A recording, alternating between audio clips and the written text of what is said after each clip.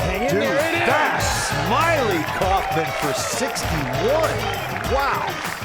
I'm Smylie Kaufman, and this is The Smylie Show.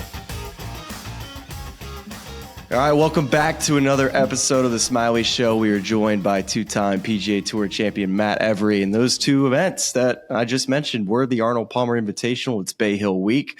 So, Matt, we had to bring in the expert, man.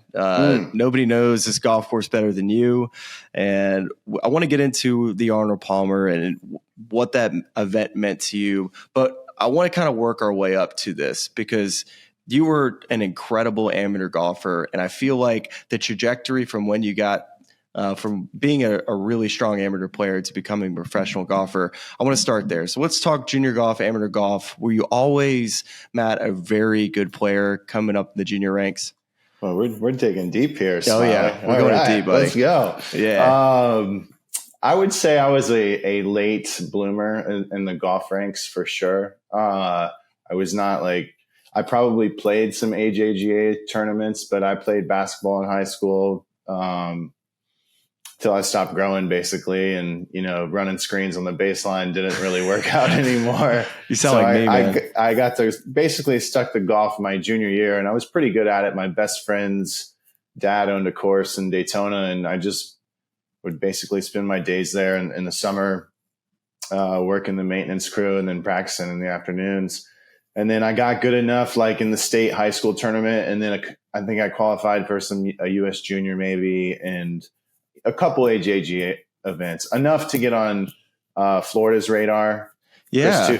Chris that's Tootin. Buddy Alexander, right? At the time? Yeah. I think Chris Tootin, the Titleist rep on tour now. Yes.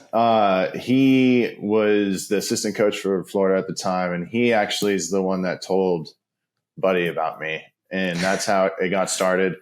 I basically was just offered a spot on the team my freshman year, and which I was like, my grandfather was helping me out a little bit, and he was like, I was like, heck yeah, I'm in. And then what were the other options? Like if it wasn't Florida, North Florida was probably where I would 100% would have gone. It was like that was it. Because Florida's like a perennial powerhouse at the time, correct? Oh, yeah. In my recruiting class, we had Ryan Cochran, who was a stud coming out of Kentucky. He actually had D1 offers in basketball. His big lefty, Russ Cochran's son, all-time human being. Brett Stegmeyer, nice player out of on tour, nice player out of Connecticut, still playing, real nice player, great guy. And then James Vargas, who is just an absolute world beater junior golfer. I mean, it was James Vargas. Okay. Yes. How old are you? I'm 33. Okay, yeah. So you would have whiffed on this kid. So I'm 41. If you're my age or older, you know who James Vargas is. Like, he was an absolute world beater. It sounds like Miami. Mine was like Philip Francis and Ricky Fowler. Yes, like exactly. That was my 1 and 2 when I was, I guess, a freshman or so coming up. So my 1 and 2, like my junior golf career, would be like Ty Tryon and James Vargas. And so I was the fourth guy in that recruiting class. And basically, the theory I had was I'm playing against the best golfers in the country in practice, so every day I got to get like a lesson from Camilo Villegas, whether he knew he was giving me one or not. And then just measuring myself all the time. It was a great, I was just in a good spot to kind of take that incline in my golf game. You know what I mean? So Matt, have you been like up to date at all on kind of what's happening in the NCAA with golf and like potentially with the SEC? There's a potential now that rosters are going to get cut down dramatically. Most programs, I would say, have typically had close to 10, 11, sometimes carrying 12 players on a team. And now it looks like the max that will be on a roster will be 8 players. Wow. And when you look at this now for what this could have meant for someone like me, who I call myself a late bloomer, or you, there's going to be players, probably 3 players on each of these SEC teams that are going to get cut. And it's kind of I think a big problem. And just your opinion of just hearing how crummy I think this is that Yeah. there's not more opportunities, and now other programs will get better, but it's still. Yeah, I don't like hearing that. That bums me out a little bit. I thought you were going to bring better news than that. That's the first time. Yeah.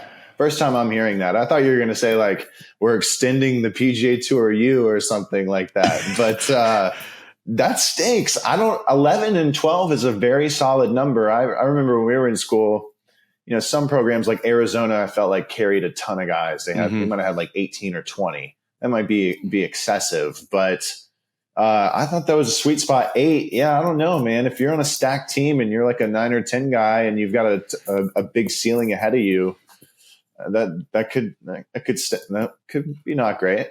Well, I just think about how many players that, don't have the opportunity to play in AJGAs or, have the financial backing to go and get in front of all these top coaches. And so their options will be, let's say an assistant coach doesn't discover Matt Every, you're going to end up at a school that maybe doesn't have the same resources. It doesn't mean you're not going to be a great player, because good players are always going to find their way one way or another.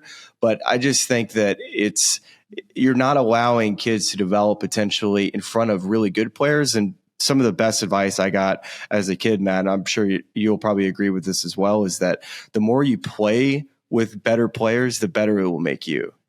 I agree with that. It's always nicer to have someone just a little bit above you where you can measure yourself. You're spot on with that, Smylie. But I also agree with something you said as well. Look, that's the beauty of the sport we play in. Yeah, that stinks for this, but also I'm going through this with my kid right now. He's 12. He's playing baseball, and there's like middle school. There's tryouts for sports, and like he's facing this hard reality that in some sports things are subjective. Our sport is not subjective. If you are good enough, you'll find a way. You will. You will. I mean, it might be harder than some other guys, but you'll find a way, and that's the beauty of golf. You are what you are. So you talk a minute ago thinking that PGA Tour U is where I was going. It actually is, because I'm wondering in this is that do you kind of like PGA Tour U, but also kind of dislike at the same time? But it's kind of the climate that we're in, right? It's like you understand why it's important to have it, and that these guys have something to play for, and that Live Golf is now calling from a different way. So I'm wondering, do you think that hurts guys though, in that they're kind of handed something versus all of the generations that have come before them had to earn their way onto the PGA Tour? Yes. I you could hit this from a ton of different angles, dude. I know, right? Like there's a lot of wins. I hear you, because we were the only kind of major sport that didn't have a direct pipeline from the college to the pros if you were the best, and it just didn't matter. Oh well, go to Q school, figure it out.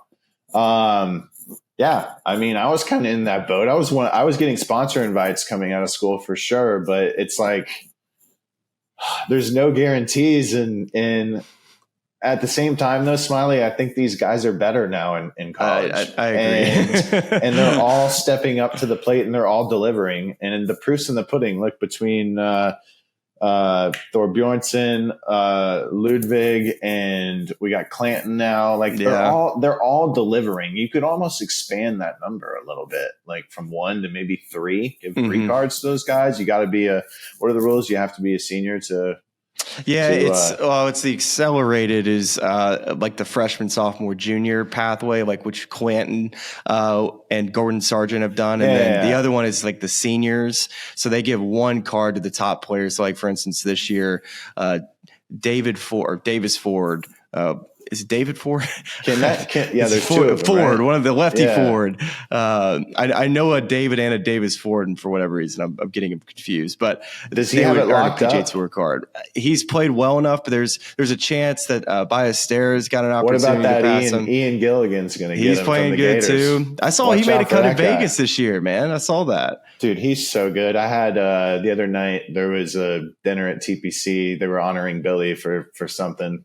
And I went to it, and I sat with JC Deacon, the head coach from Florida, and we talked about Ian for like 10 minutes. And I was like, dude, I love that kid. Like he's going to be somebody for sure. He's got an all-pro name. I mean, last name Gilligan, so many options there. Yeah, I'm a fan. Well, you were a top amateur and you won the Ben Hogan Award. So I'm imagining that you would have been in the same situation with all of these players that could have potentially had a PGA Tour card. But getting us out of this amateur stuff, the last part I want to talk about is your experience playing in the Walker Cup, because the Americans had lost 3 straight before you played and won at the Chicago Golf Club. Yeah. What was that experience like playing in a Walker Cup? And then also maybe you've been a part of a team, I guess, that how important it was to go out and win and the pressure that you may have felt, kind of similar to what these guys may feel later in New York this September when we have this Ryder Cup. Yeah, I mean, you're bringing back some good memories. Walker Cup in Chicago, that was how pure was that? It was a little bit unfortunate, to be honest, because it poured rain for like 2 weeks leading up to the event. So the balls weren't even like coming out of their marks on the green. It was so wet, but it was still an incredible experience. We had a great time. I think we stayed maybe 20 minutes outside of the city. I remember Anthony Kim was on the team with me, and we just had a ton, JB Holmes. I think he was John Holmes at the time. And then a bunch of other guys. The USGA was great to us. We had a blast. But it was killer. Jeff Overton, I think made the winning putt. Any guys on the solid European week. They stuck me with Lee Williams, and we battled each other all around that joint. It was hilarious.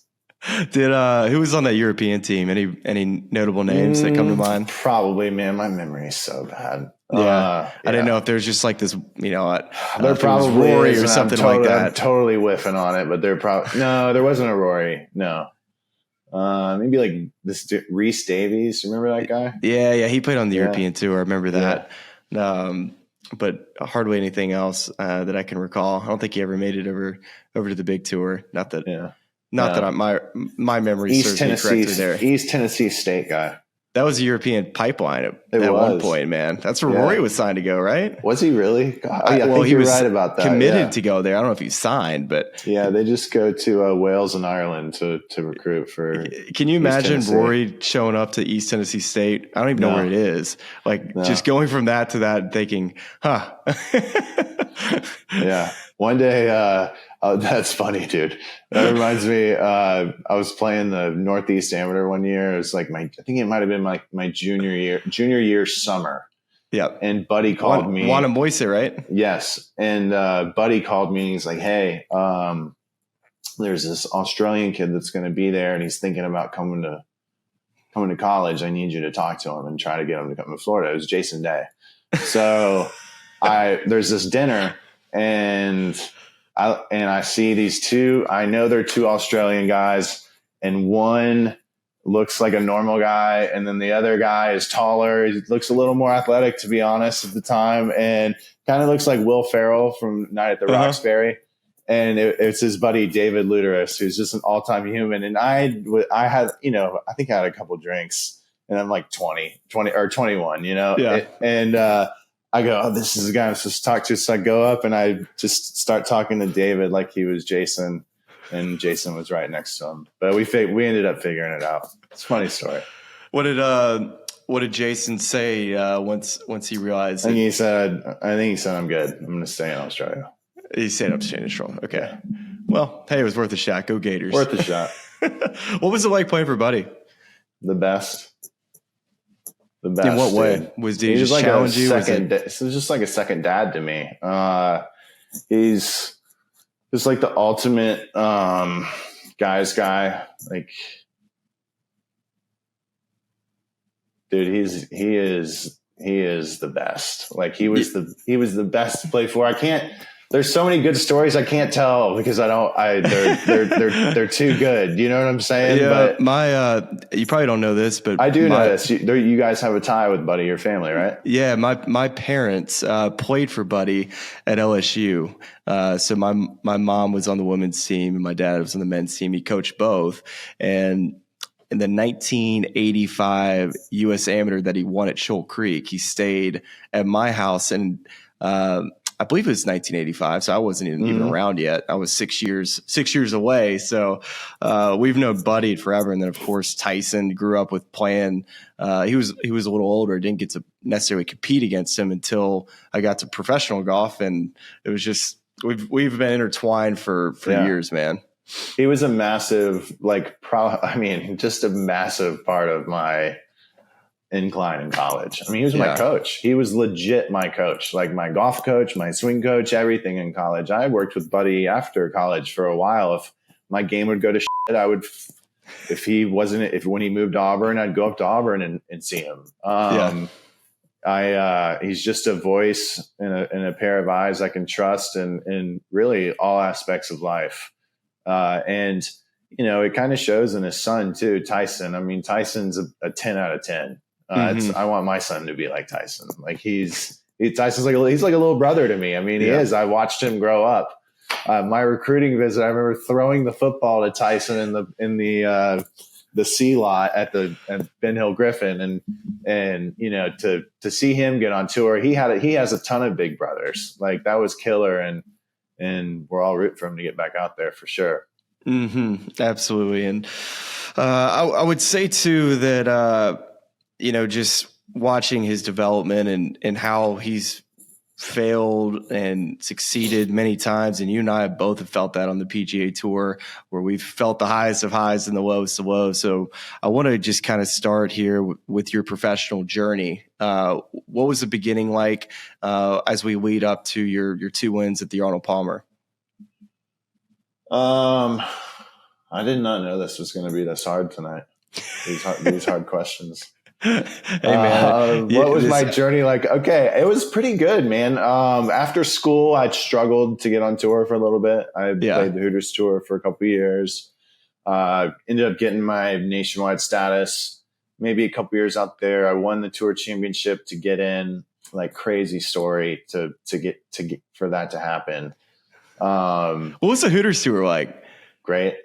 I mean, what would you some bad habits on that tour? Like, I mean, it was a great tour. What would you win first place check on the Hooters Tour? Probably like $30,000. Yeah. I mean, everybody said it used to just be such a good Ted Potter and Kevin Streelman used to just destroy the Hooters Tour. Just made a living. How much could they make in a year playing the Hooters Tour? Probably a couple $100,000. Which is, I mean, maybe guys would be killing to do that now on the mini tours. Yeah, right. How is there not a good mini tour? There's no good mini tour. Maybe we should make a good mini tour because it's crap. Yeah. Because I tried to play in a couple after going from the PGA Tour. Yeah, that's just a tough road, man. Shit, man, I won a mini tour event, didn't even get paid. I won a Hopkins Tour event back in 2014. I beat Patton coming down the stretch just right before we were going to Q school, and him and I both didn't get paid. Actually, multiple weeks. It was wild. Jeez, it's ragged. Yeah, ragged. So pick up your story on the nationwide tour. Yeah, so I mean, it's kind of going to take a little to tell this, but I'll tell it. Yeah. So I'm a little outside the number. It was top 25 got their cards at the time, and I was probably around 30th, and we were playing this tournament in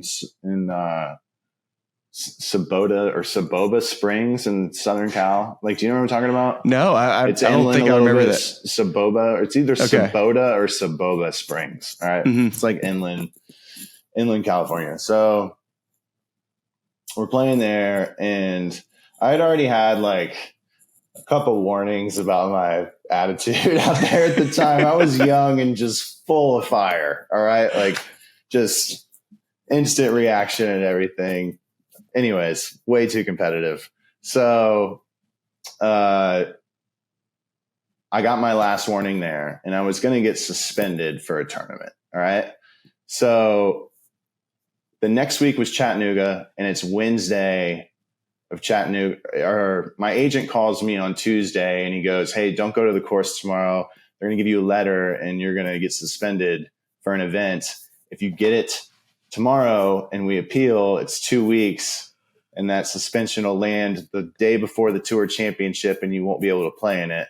If you don't go to the course tomorrow and get it after your round on Thursday. We can appeal. And then since you start the tournament, you can finish it. Okay. So wow, that's a heck of an agent move. Listen. Oh, yes. Listen, act of God. I don't even have to not go to the course. It rains all day on Wednesday that the whole thing gets canceled. All right. I go to the course, get the letter after the round. We filed the appeal for 2 weeks. It lands on the Thursday. I end up winning the tour championship to get my card, and then get suspended the first week of the season in Hawaii. So I just started in Palm Springs my rookie year. Oh my God. Are you kidding me? You win? Yeah. I think I had to finish solo second or better. And you won the damn tournament. Yeah. Are you kidding me? That was the year. You're probably too young for this too. That was the year Michael Sim, the Australian kid, got in the top 50. Yes, off that tour. It was basically him and I the whole weekend at the tour championship. But it was a killer. It was awesome. Holy mackerel! So you make it to the PGA Tour. You're on the PGA Tour now. And how long before your first win? We can't get too deep here. We're gonna have to graze over a lot of parts. Yeah. Oh no. Okay. So, how long? What to my first win? Yeah. Like how many years were you on tour before your first win? I would say I got on in maybe 2010. I won in 14. I had some really good years leading up to my wins. Like quality play, like I would say consistent. Like stuff that would be shocking if you picked me up in the back half of my career. Do you know what I'm saying? Yeah. Like I had plenty of looks to win before I won my first time. Maybe like 5 to 7 very realistic looks. And then, 2014 rolls around. Was it trending that way? Was it trending that way to a win? Well, I felt like it was. The whole West Coast I played well at. I think I had like 2 or 3 looks on the West Coast, to be honest, that like if I had a good Sunday, I was going to win. Do you know what I mean? And then I had a decent finish at either Honda or Tampa, coming back here. And, my results, I'd played Bay Hill a couple times at least before, and my results were okay, maybe like a 30th or something. But it just clicked that week, man. I made a lot of putts. Were the greens bent at that time? Were they? No. When did they change from bent? They're never bent. They're just overseed sometimes. And the overseed, that's what it was. It's the overseed that's confusing me. Yeah. So if it's, if the winter's a little colder, like longer, the overseed will hang in a little bit longer. So like that's why when we get to Tampa, it starts looking like more Bermuda-y, the greens, because we're a little later in the year. But yeah, I wish they'd go away from that completely. The whole Florida swing. Let's just bail on. You just want to brown. Yeah, who cares? Yeah, PGA National was very green. It was a shell of what it could be, I guess you could say. Yeah, but it was pretty. It was nice to walk on. It was like, I sat my ass down on the ground plenty of times because it was just nice and comfy grass. Like if you go to TPC right now, you just look out from the clubhouse at the field of overseed, like the money they probably spend on overseeding that whole problem. I don't even know what that budget is. That place is so pure though now compared to what it was 10 years ago. I mean, it's getting closer to being like Augusta National as far as exactly how manicured it is. My head was going with. You're right. It seriously is. When you've played Augusta and you've played players recently, it's like, holy crap. Well, you pull up the driveway now on the right, and you have that tightly mown grass all the way down the right. It's perfect year round. I mean, it's pure. It does give off those vibes a little bit. So, Matt, the 2014 when you won, Arnold Palmer was still alive. He was still alive in 2015. Walking off that green, what was that moment like? Because I can't imagine just as a player, walking off that green, watching Tiger do it for so many years, shaking Arnold's hand. What was it like for you? Well, okay. So when I walked off the green the first year to shake his hand, I did not know that I had won yet. I had to sweat out. It was like maybe Adam or Keegan had to miss like a 20, the putt Tiger always makes. And So let me get back to that. So I go through the tunnel and I'm in the scoring trailer and there's a little TV in there. And, you know, we're 50 yards away from the 18th green. It's right across the street. And I think it was Adam. Maybe it was Keegan. Anyways, I'm watching him get ready to putt, and I can hear right when he's getting ready to walk into his putt, I can hear the crowd like moan, and it wasn't a roar like he made it, and it was just like I still watched the putt though to make sure it missed. But that feeling was like out of body, man. I mean, then it's like, are you kidding me? And I knew. Yeah. And I knew, you know, my dad that was the first tournament my dad ever took me to. I grew up in Daytona, and some of my first memories are my dad bringing me over there. I think the first time I went, Andrew McGee won. I don't even know what year that is, but I remember his name winning the tournament. But yeah, it was killer. I knew Mr. Palmer a little bit before because I was buddies with Sam Saunders. And so, you know, years before, Sam and I would get paired in that tournament, and Arnie would come out and ride in his golf cart, like in the rough during the tournament, watching it, like right behind us hitting, watching us hit. It was great. And the cool part was I knew he knew how much it meant to me. Like there were sexier names around mine that could have won that golf tournament. Do you know what I mean? Yeah. And he was all in, and it was, dude, it was just the coolest ever. I mean, I can't imagine even after. So I imagine vividly, you can probably remember just the locker room that evening. I would have just stayed there all night. Oh yeah. And just like been pouring whatever they were pouring. Right. And they've redone the locker room a little bit since. And we used to have this like warm, cozy, like old school locker room. And it's a badass hanging there with the guys who have been working there forever. It's the best. I didn't leave there for a long time that night. It was, you don't want to leave. You're like, I want to soak this all in. I remember the drive back to Jacksonville was great. It was like, are you kidding me? I couldn't wipe the smile off my face. You know what I mean? Oh, I can't imagine. But wasn't Arnold Palmer's drink Kettle One with a lemon twist? Is that what it was? I mean, I would have just... You would have just been sipping that. I wasn't on that. Hey, Arnie. Yeah, I got this one.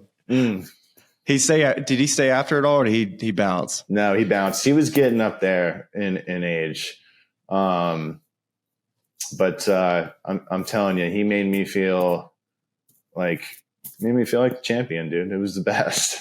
Well, so expectations going into the following year in 2015, were you playing just as well, or was this one a little bit more of a surprise based off of form coming in? So when I won, I started struggling like right after. I was kind of a little white. I remember struggling in left to right winds off of the tee, and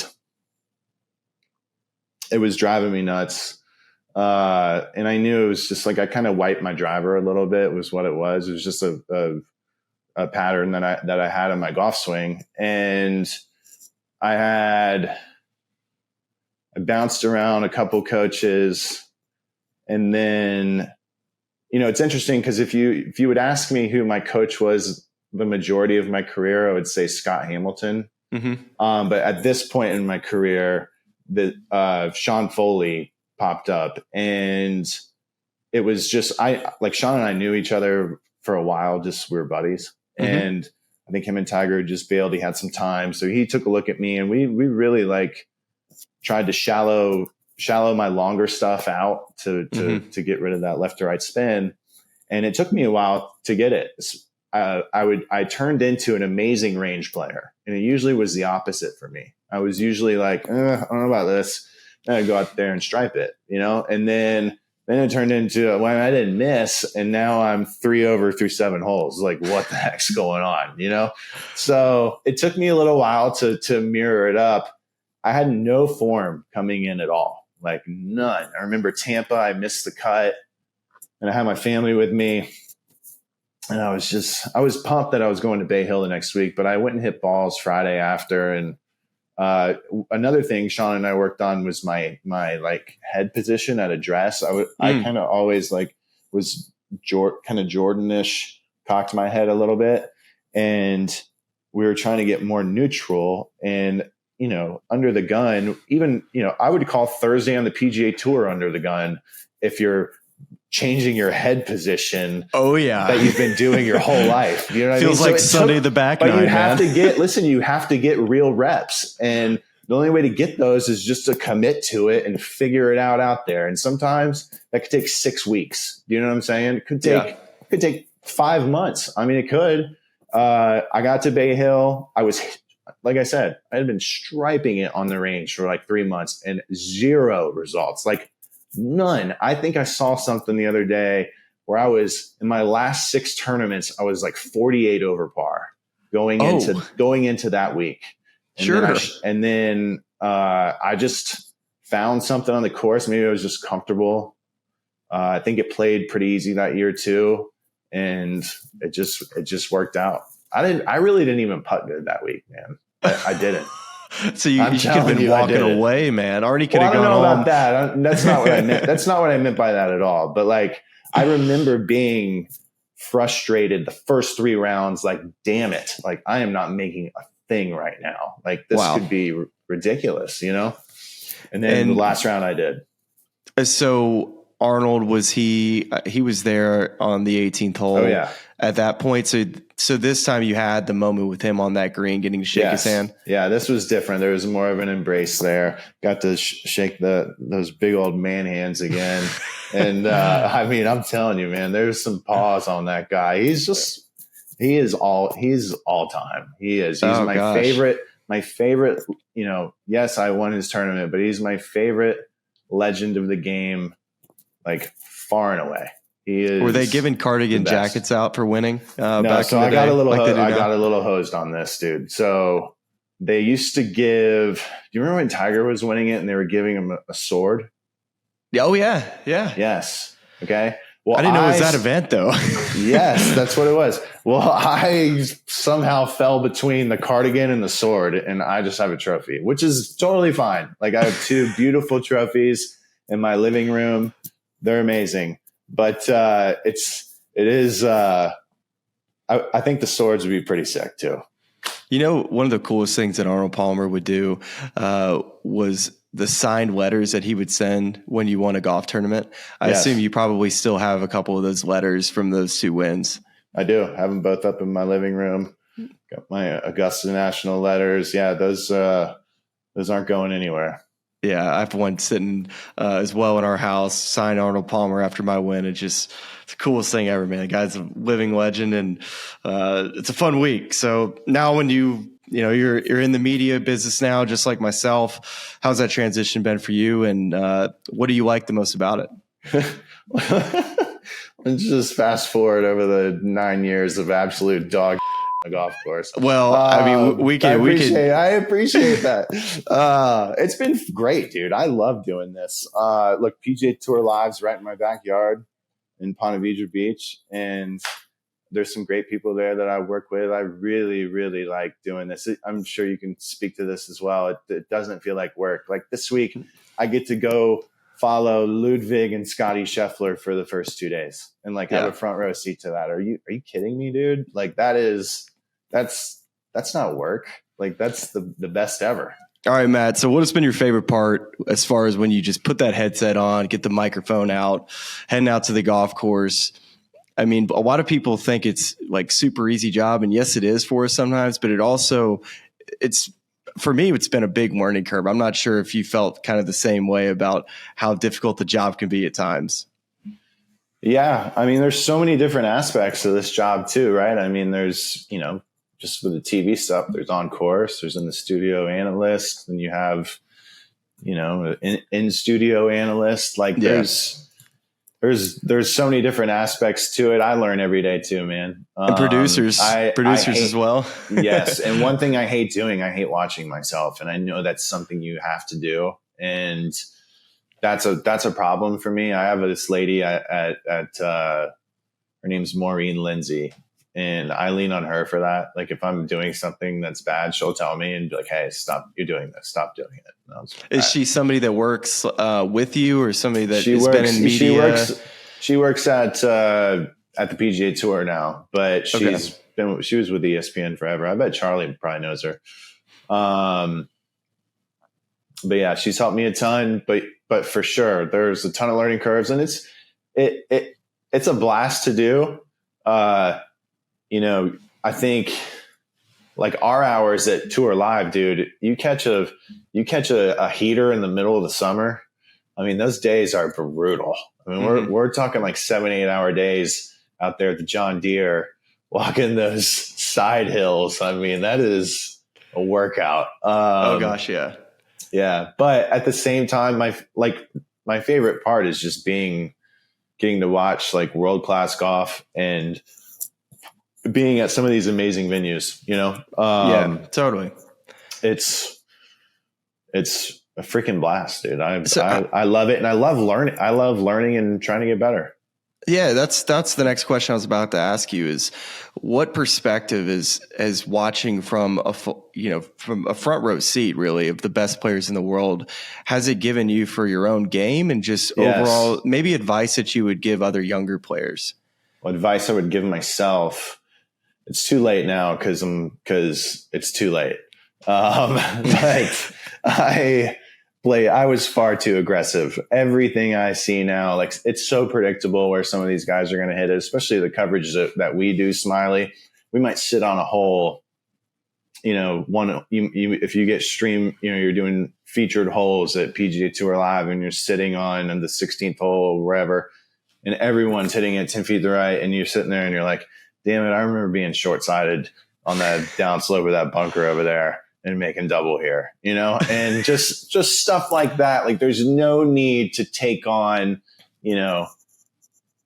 anything more than minimal risk out there in most moments, unless it's the very end. And I had a hard time resisting temptation. And I think if I was better at that, I would have been a little better, but I also don't know if that really synced up with my personality, and I don't know, man.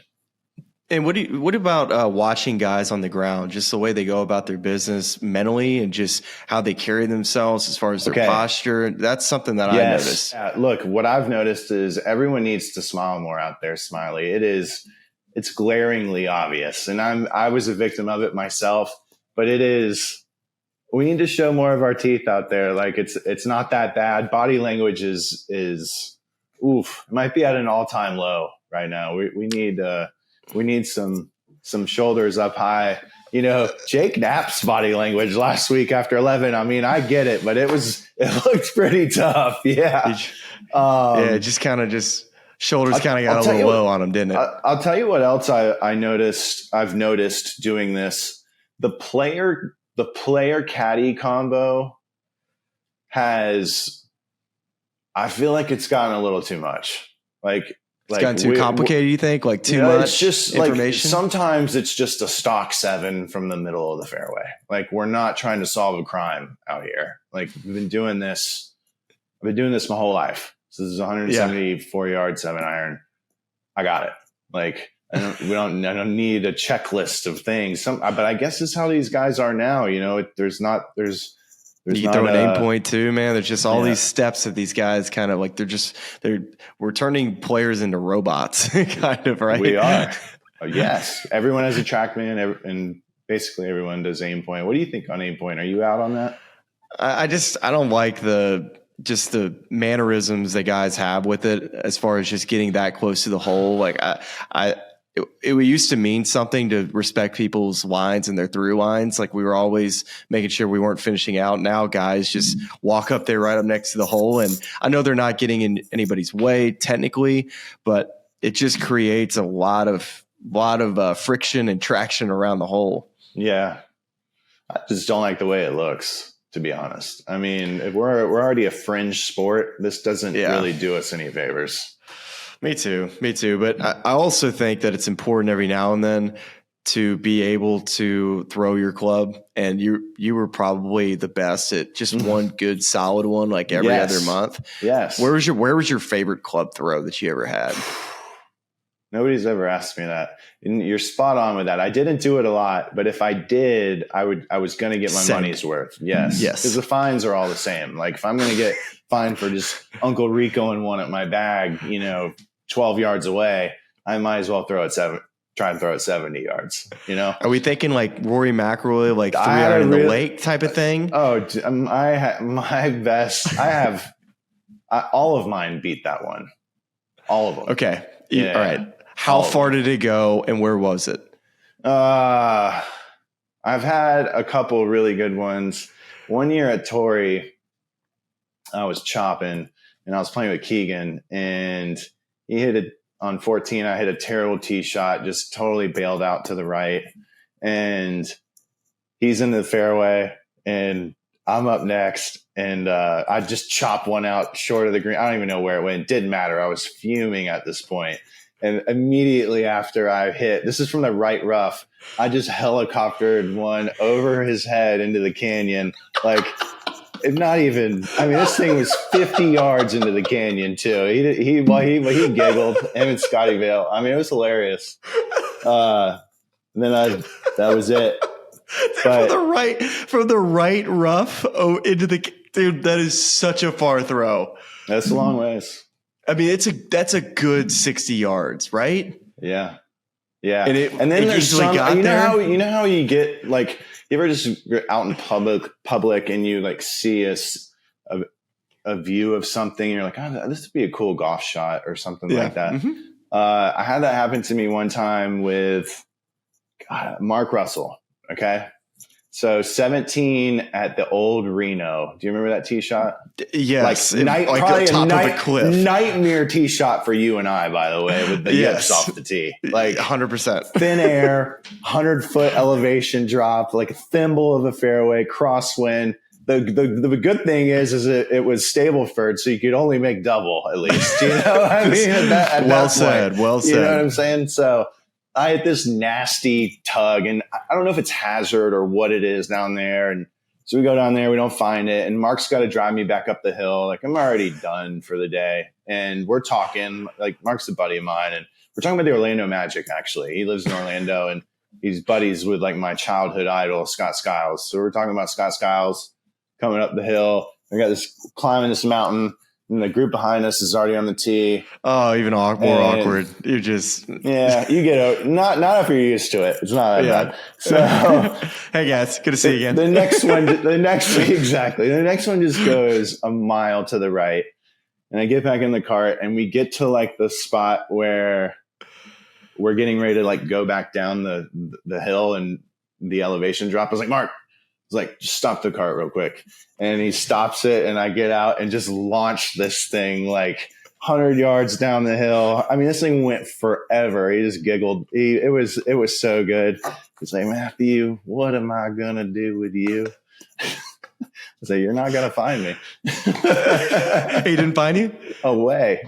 No, this was just like he would never. I think if you do it in front of their face, like, it's respect thing. Yeah, it's like, hey, it's like I knew you were right here. Like, come on, man. Nobody's watching this. We got 2 volunteers over there.